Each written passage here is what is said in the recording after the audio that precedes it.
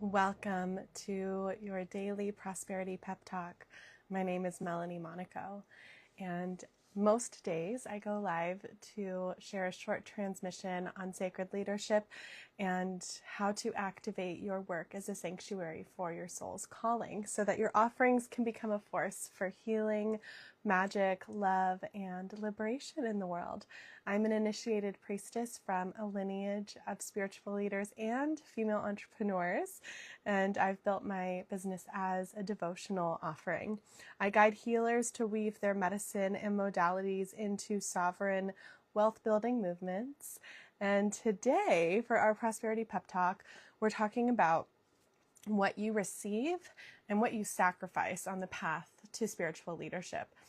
This came up in inspiration for me, this topic, because I posted a reel on Instagram the other day about self-love. And in essence, it's like, if you want to love your body, which was my original niche when I first started my business, if you want to love your body, you have to counterbalance all of the overcultural conditioning that's telling you to not love your body so that you spend money on it. And you have to counterbalance that with just as much like affirmation and love and confidence boosting work. And that's a huge practice of self-love. And there was a comment that was like, but somebody said below the video in the comment, they were like, but you have to be prepared to lose people along the way, because once you love yourself, like, people get really triggered by that. And I was thinking about that. You know, this is a common refrain in the spiritual world of, once you begin to wake up, people are going to be triggered by that, and you're going to lose people and put up boundaries. And, you know, to a certain extent, I do really understand how this comes to be, because when we do begin the process of deeper healing, we do realize the ways in which we have perhaps been sacrificing ourselves in order to benefit other people and keep other people happy. I think there's been quite a pendulum swing in the personal development and spiritual world that's like, well, yeah, if people don't understand, they're not for you. And this kind of binary of wanting to not keep people around if they don't totally get what you're doing.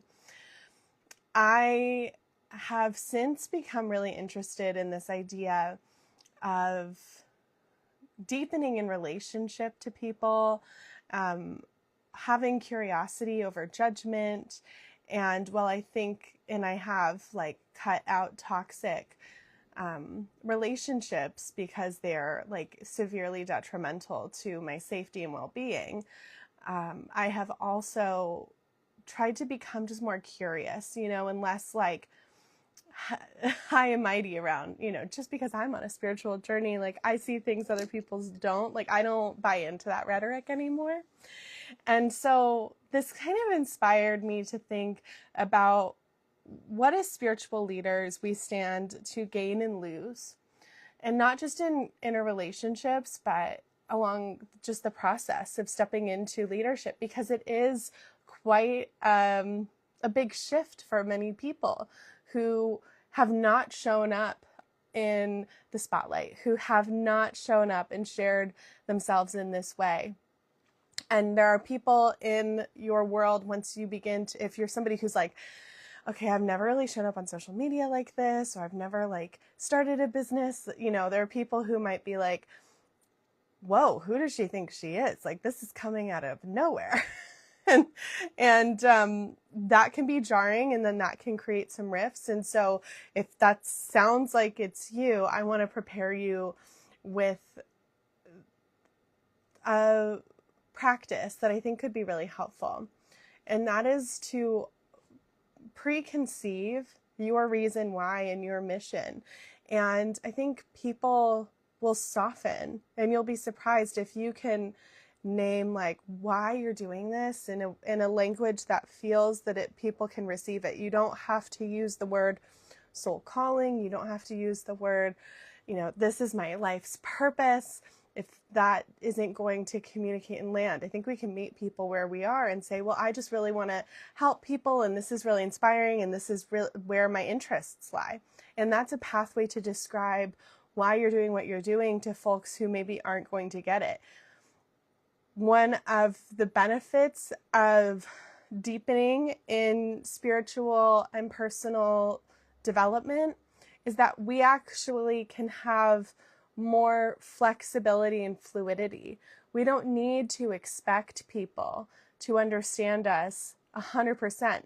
We don't need to put these expectations on people to have the same exact level of awareness or understanding of spiritual language. Like, we can meet people in a more like neutral place, and that doesn't mean that we're less spiritual. It doesn't mean anything's wrong with them. It's just, if that's not where somebody's interests lie, can we be a little more open to inviting them in from a more like entry point way? I also want to name that if you're somebody who is perhaps far along in your journey and you have felt that judgment from people, right? Going into a place of forgiveness to the best of your ability while still holding, necessary boundaries of, they just might not understand. And that's okay. We don't need everybody to understand. What happens in this dichotomy that I think I'm really trying to name here is, on one end of the spectrum, we are trying to please everyone, and we're trying to protect ourselves from people judging us for things they don't get. And then on the other end of the spectrum, we're like so protective of ourselves to the point where, like, well, if you don't understand, that's on you. I think let's let both of those go. Let's let both of those go and live somewhere that feels empathetic, non-judgmental, because if we're in that very strict place of, if you don't get it, if you're triggered by me, that is your problem, that I feel like can just put us in a place where we're not going to be as safe for people, like, who are perhaps curious, and perhaps they're not asking the right questions, or they're not using the right terminology, but they're not like actively out to get you, right? So relationships might change, because the topic of that Prosperity Pep Talk is what you receive and what you sacrifice, right? Relationships might change, but what you also get is new communities. And that could be through courses, it could be through memberships, it could be through friendships that you develop from trainings that you do and people that you get to work with. I have made some incredible connections with other spiritual, sacred healers and leaders in my local community from Instagram. Like, people just following me and saying, hey, I also live in Southern Maine, and like just creating a connection that way, which is really beautiful. And I think, I've been lucky to have really great friendships over my life so far. That doesn't mean that every friendship has lasted, but I have some really deep, meaningful, like, soul sister friendships. And the friendships that have lasted are the ones that are willing to celebrate and support, like, where we celebrate and support each other, even if we have different missions. And also, my business and this work in the world has given me this whole other landscape of friendships, of people who do similar work, who speak a similar language. And that is really fulfilling and really powerful, because we get to support each other. And I've met friendships from training, or I've met friends from trainings and other spaces. Like, one of my best friends I met in a training, and I feel so grateful. So we might lose some relationships. We might have some relationships just feel a little more distant, but we also gain relationships, and that's a huge plus to me. One of the other things that you get to experience is this feeling of living in alignment with your soul. And what you have to sacrifice for that is the performance of somebody that you aren't. You have to sacrifice squeezing into a mold that society or the people who raised you or the community that you're in is trying to put you in. And that can be uncomfortable to break out of that, to break free. But once you do, it is so beautiful to be able to show up as yourself in all spaces. Like how I show up here with you is pretty much how I show up everywhere. I mean, I do listen more than I'm not just like talking at people ever ago. But you know what I mean? Like I am myself no matter where I am. And that's not always the case for folks. Some people feel like, oh, when I show up at my job, I'm professional. And when I show up at home, I'm very silly. And like, you get to just, when you commit to the path of spiritual leadership and you run your own business and like you are your business, you get to just be yourself all of the time, which is amazing. And if you don't know who that self is, you get to figure that out. My favorite part of myself, one of my favorite parts of myself is the part of myself that comes out when I am doing this work, especially when I'm coaching people. I swear that is a huge part of what carried me through my grief process after I lost my mom and my grandmother. Being able to like set my stuff aside for an hour or two and just sit with somebody else and their own stuff, like just being part of their healing journey was healing for me. And being able to not be like in my own world and my own stuff for that amount of time, because I'm so present for somebody else when I'm coaching them, it was a gift. It was a real gift. So when you're able to do the work that makes you feel most like yourself, that brings you into a place that feels so resonant, and it's a gift in many more ways than you would expect. The other thing that you get to receive on the path of sacred leadership is impact, right? Like you only really need to have that one client who is like, you changed my life, or that session just really changed things for me. I made a difference in my life. Like I changed something after that. I made a new choice. I made a new decision to prove to yourself that the work matters. You really only need one person to say, wow, that was so amazing. And now I know I'm going to do something differently. Like the fact that you have helped one person make a decision and take one new action is revolutionary. It's amazing. And so you can use that as proof, and that'll grow again and again and again over time. The more work that you do, the more testimonials you'll have of people who are like, wow, I just really, like, this changed my life. It is pretty cool, I have to say. Like every day, getting messages from people who are grateful for what you've created. It's like, it's amazing. It really is. But in order to get to that point, we have to be in integrity. We have to be ethical. But when you are in your soul's mission and like you're doing work that is truly aligned with who you are and what you're here to do, the testimonials that come in, it's just a byproduct. Like you're not even doing it for, of course you're doing it to help people, but you're not doing it for the accolades or the recognition. You're doing it to be of service to your own soul purpose and of other people. And that's an amazing gift that you get to receive. But you sacrifice the ego in the process in order to get to that point. Like you have to be cringe and showing up and sharing your work with the world in order to help the people who want to work with you or who are waiting to work with you. Like there is an entry point that you come to, honestly, again and again and again, of like being uncomfortable showing up and sharing the thing and being like, well, I hope people like this, and I hope people get it, and there's going to be people who don't understand it. Right now we're coming back full circle to the beginning. You're not for everyone. You are for people. Some people. There are people who like really can only transform through you because of your unique medicine and the offerings that you have to offer the world.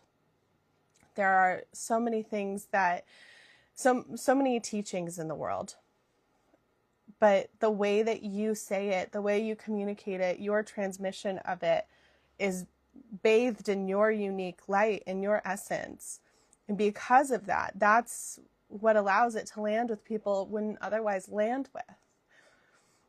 The path of spiritual leadership is not easy. It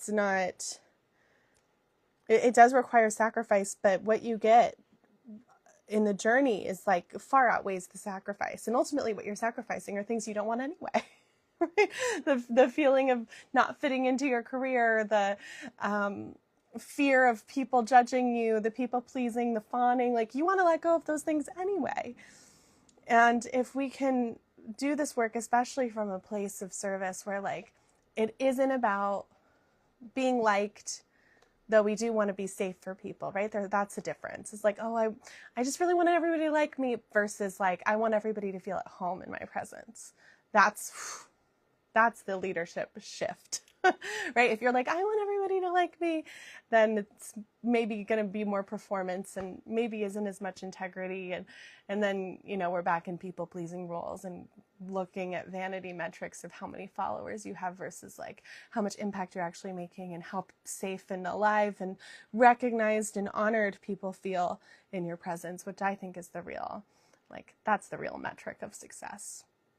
If you're somebody who feels called to deepening your spiritual leadership, I would love to invite you into the Hearth. It's my temple for sacred leadership. It has a full-fledged business course on creating, marketing, and scaling an offer. We have archetypal transmissions, new moon, full moon ceremonies, which one of our members yesterday requested that I do the moon ceremonies live. And I talked to my husband, because if you don't know, I have a baby. Well, I have 2 kids, but one is a baby. And I was like, do you think I could make this happen live? Like, do you think we could coordinate? And so I think I'm certain the full moon and new moon ceremonies will now be offered live. And I'm also considering, Melissa, I think you're watching live here. I'm considering doing the archetypal transmissions as live temples as well. Which is, if that's something members are interested in, I think that could be really cool. So we have archetypal transmissions into leadership initiation, and we also have the new moon, full moon ceremonies. We have the kindling, which is a daily devotional practice, and we have our community.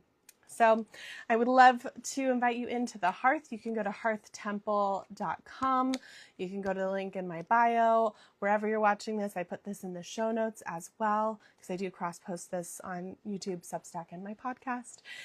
And I hope to see you tomorrow for another Prosperity Pep Talk. I actually just had a card pop out of my deck I was holding in my hand. The card of the day is duality. Duality, which I think I said that word exactly, or something close to it earlier. The duality, right? What you sacrifice and what you receive. That's the duality. Melissa says, so excited for this in the archetypal transmissions. Yes. Yeah, I think it would be really cool to do those live. I'm planning on doing like a larger initiatory process ceremony with the archetypes. We have 7 archetypes for sacred leadership.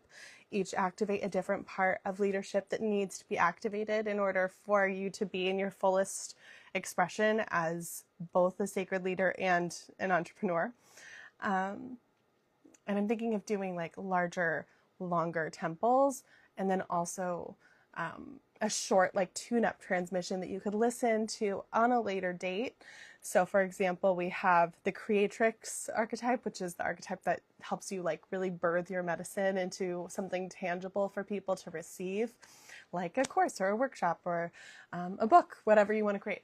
And I'm thinking like we'll have a longer, 2-hour-long creatrix temple ceremony where you like really fully embody this energy for yourself and release what you don't need, like what's holding you back from living in that archetypal embodiment. And then a quick tune-up, which would be like a 10-minute long guided meditation to reorient yourself. So it's something you could listen to before you sit down to work on a project for your business. I think that could be really cool. That would be for all 7 archetypes, the bigger temple and then the tune-up. So anyway, lots in development in the Hearth. I hope you'll join me there if you're not already. And I hope to see you tomorrow for another Prosperity Pep Talk. Blessings to you.